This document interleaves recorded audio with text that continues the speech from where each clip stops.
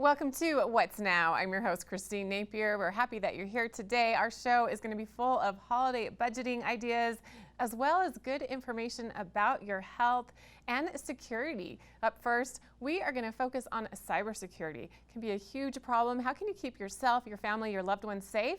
We have some ideas for you. Let's take a look. We are doing more from home than ever before. Working, shopping, virtual doctor visits, we do everything from home and online. Meanwhile, a new cyber study shows we're also under attack more than any of us can imagine. 6 billion, that's the number of online security threats blocked so far this year by one company alone. What kinds of threats are we talking about, and how do we keep our home network safe? Well, Nooper Davis, EVP and Chief Product and Information Security Officer for Comcast, is joining us with more details. Nooper, thanks for being here today. Thank you for having me. So your company recently released new data on cybersecurity perceptions and threats consumers experience in their homes. What are some of the most surprising findings?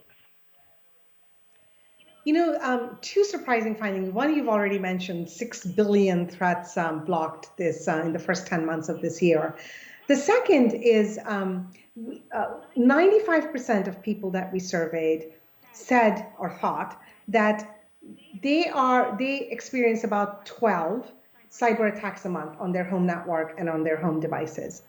Our actual data from our X5 Advanced Security product shows that we are blocking on average 104 threats per month in a typical customer household. So that gap between 12 perceived and 104 actual was really surprising.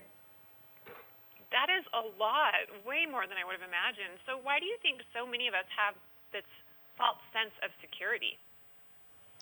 I think one reason is the type of devices in our homes are changing. We used to have computers and laptops where we were constantly interacting with them. We could see screens.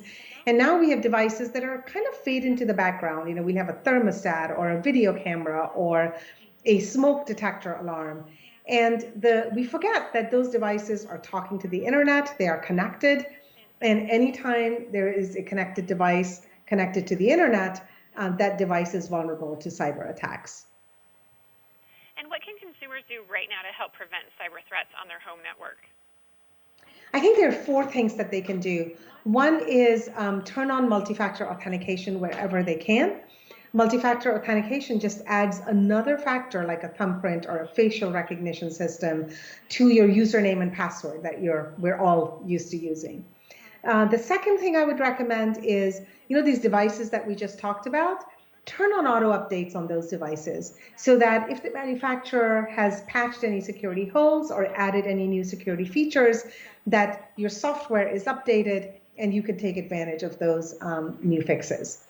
Third, this is super important. Think before you click on that link, especially during this holiday season.